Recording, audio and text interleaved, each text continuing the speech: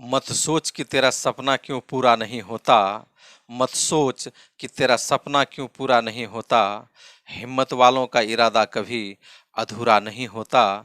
जिस इंसान के कर्म अच्छे होते हैं उनके जीवन में कभी अंधेरा नहीं होता, कभी अंधेरा नहीं होता। हेलो दोस्तों, मैं कुंदन कुमार सिंह जीके फॉर जीवन यूट्यूब चैनल पर आप लोगों का बहुत बहुत स्वागत करता हूं और आशा करता हूं आप सभी अच्छे ही होंगे। दोस्तों, अगर इस चैनल पर आप नए आए हैं तो चैनल को अवश्य ही सब्सक्राइब कर लें और बेल आइकन को दबाकर ऑल पर क्लिक कर लें ताकि मैं जब भी कोई नया वीडियो अपलोड करूं तो उसका नोटिफिकेशन सबसे पहले आप तक पहुंचे। दोस्तों, तो चलिए बिना देर के हुए वीडियो शुरू करते हैं और अपने टॉपिक पर चलते हैं। भारत का प्रथम गवर्नर जनरल किसे और कब बनाया गया था? वारेन हेस्टिंग्स को 1773 ईस्वी में बनाया गया था। प्रथम मैसूर युद्ध कब और किसके बीच लड़ा गया था? 1767 ईस्वी में अंग्रेज, मराठा एवं हैदराबाद के निजाम की संयुक्त फौज और हैदर अली के बीच लड़ा गया था। मद्रास की संधि कब और किनके बीच हुई थी? 1769 ईस्वी में अंग्रेज तथा मैसूर के शासक हैदर अली के बीच हुई थी।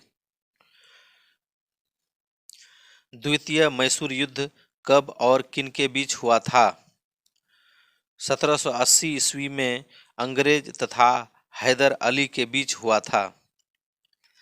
हैदर अली की मृत्यु कब हुई थी? 1782 ईस्वी में हुई थी। मंगलौर की संधि कब और किसके बीच हुई थी? 1784 ईस्वी में अंग्रेज और हैदर अली के पुत्र टीपू सुल्तान के बीच हुई थी। तृतीय मैसूर युद्ध कब और किनके बीच हुआ था? 1790 ईस्वी में टीपू सुल्तान और अंग्रेजों के बीच हुआ था। टीपू सुल्तान की राजधानी कहाँ थी? श्रीरंगपट्टनम में। चतुर्थ मैसूर युद्ध कब और किसके बीच लड़ा गया था? 1799 ईस्वी में टीपू सुल्तान और अंग्रेजों के बीच लड़ा गया था। टीपू सुल्तान की मृत्यु कब और कैसे हुई थी? 1799 ईस्वी में चतुर्थ मैसूर युद्ध में अंग्रेजों के साथ लड़ते हुए टीपू सुल्तान की मृत्यु हुई थी। प्रथम मराठा युद्ध कब और किनके बीच हुआ था? 1775 ईस्वी में मराठा और अंग्रेजों के बीच हुआ था। द्वितीय मराठा युद्ध कब और किनके बीच हुआ था? 1802 ईस्वी में अंग्रेजों और मराठों के बीच हुआ था। तृतीय मराठा युद्ध कब और किनके बीच हुआ था? 1805 ईस्वी में अंग्रेजों और मराठों के बीच हुआ था। चतुर्थ मराठा युद्ध कब और किनके बीच हुआ था? 1817 ईस्वी में मराठों तथा अंग्रेजों के बीच हुआ था। मराठों की राजधानी कहाँ थी? पुणे में। प्रथम अंग्रेज सिख युद्ध कब और किनके बीच हुआ था? 1845 ईस्वी में अंग्रेजों तथा सिखों के बीच हुआ था। द्वितीय अंग्रेज सिख युद्ध कब और किनके बीच हुआ था? 1848 ईस्वी में अंग्रेजों तथा सिखों के बीच हुआ था। महाराजा रंजीत सिंह की राजधानी कहाँ थी? लाहौर में। इंग्लैंड की संसद ने कंपनी की गतिविधियों पर नजर रखने के लिए कब और किस एक्ट को पास किया था? 1773 ईस्वी में रेगुलेटिंग एक्ट को पास किया था। किस एक्ट के अनुसार बंगाल के गवर्नर को गवर्नर जनरल बनाया गया था? रेगुलेटिंग एक्ट के अनुसार। कोलकाता में सर्वोच्च न्यायालय की स्थापना कब की गई थी? 1774 ईस्वी में। The Asiatic Society of Bengal की स्थापना कब और किसने की थी? 1783 ईस्वी में सर विलियम जोन्स ने की थी। वह कौन गवर्नर जनरल था जिसके विरुद्ध इंग्लैंड में अभियोग चलाया गया था? वारेन हेस्टिंग्स के विरुद्ध।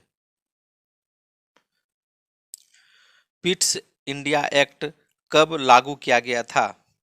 1784 ईस्वी में। अस्थाई भूमि बंदोबस्त किस गवर्नर जनरल ने लागू किया था?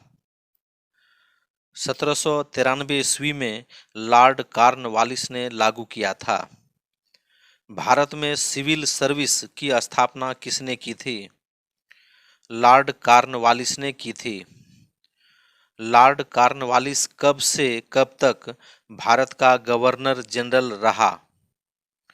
1786 ईस्वी से 1793 ईस्वी तक।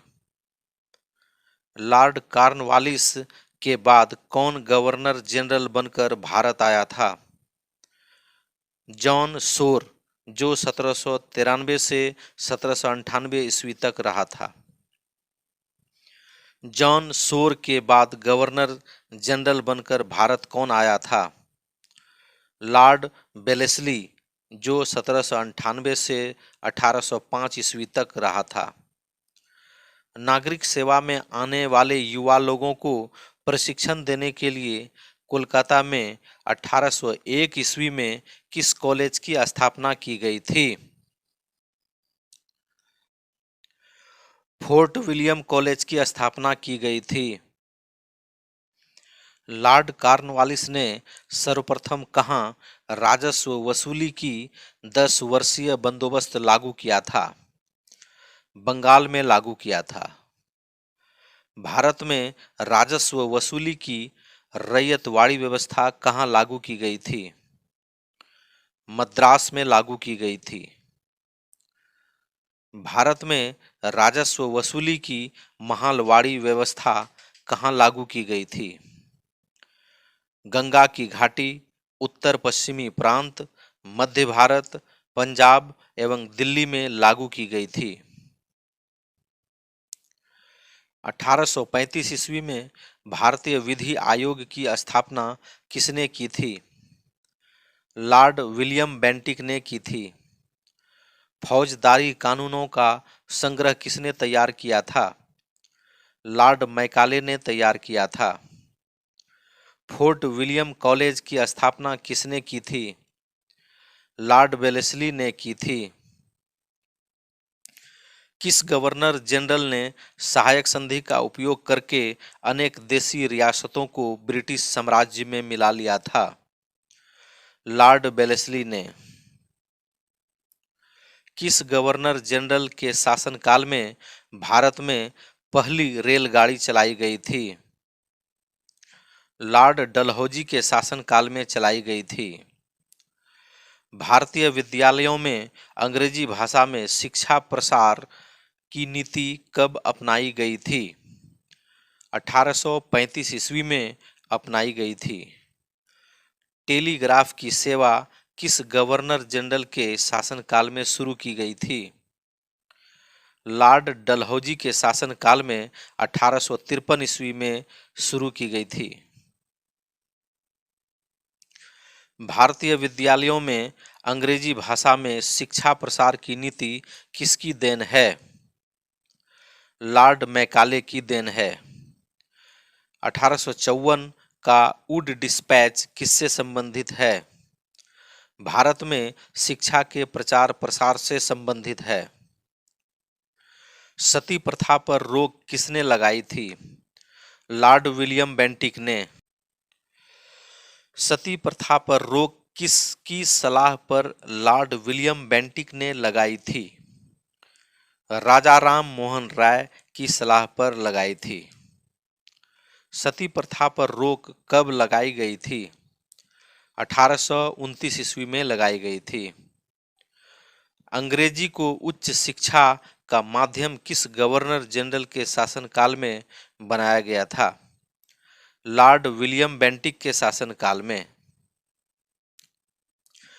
विधवा पुनर्विवाह कानून किसके प्रयासों से बनाया गया था? ईश्वरचंद विद्यासागर के प्रयासों से बनाया गया था। विधवा पुनर्विवाह कानून कब पास किया गया था? 1856 ईस्वी में पास किया गया था। विधवा पुनर्विवाह कानून किस गवर्नर जनरल के शासनकाल में लागू किया गया था? लॉर्ड कैनिंग के शासनकाल में लागू किया गया था। किस गवर्नर जनरल ने बाल हत्या तथा नरबलि पर रोक लगाई थी? लॉर्ड विलियम बेंटिक ने रोक लगाई थी। ठगी प्रथा पर किस गवर्नर जनरल ने रोक लगाई थी? लॉर्ड विलियम बेंटिक ने लगाई थी। गवर्नर जनरल मेटकॉफ को किस कार्य के लिए याद किया जाता है? प्रेस पर से नियंत्रण हटाने के लिए। अपहरण नीति डॉक्ट्रिन ऑफ लैप्स के कारण कौन गवर्नर जनरल प्रसिद्ध हुआ था? लॉर्ड डलहौजी प्रसिद्ध हुआ था। सतारा, नागपुर तथा झांसी को अंग्रेजी साम्राज्य में मिलाने का श्रेय किसे जाता है? लॉर्ड डलहौजी को। डाक टिकट का प्रचलन सर्वप्रथम किस गवर्नर जनरल के शासनकाल में हुआ था? लॉर्ड डलहौजी के शासनकाल में हुआ था। भारत में सबसे पहला डाक टिकट कहाँ जारी किया गया था? कराची में जारी किया गया था। भारत में पहली बार टेलीग्राफ सेवा कहाँ से कहाँ तक शुरू की गई थी? कोलकाता से आगरा तक शुरू की गई थी। लोक सेवा आयोग की स्थापना कब और किस गवर्नर जनरल के शासनकाल में हुई थी? 1854 ईस्वी में लॉर्ड डलहौजी के शासनकाल में शुरू हुई थी। कंपनी द्वारा नियुक्त भारत का अंतिम गवर्नर जनरल कौन था? कंपनी द्वारा नियुक्त भारत का अंतिम गवर्नर जनरल लॉर्ड कैनिंग था। लॉर्ड कॉर्नवालिस गवर्नर जनरल बनकर भारत कब आया था? 1786 ईस्वी में आया था। Thank you for watching this video. जय हिंद, जय भारत।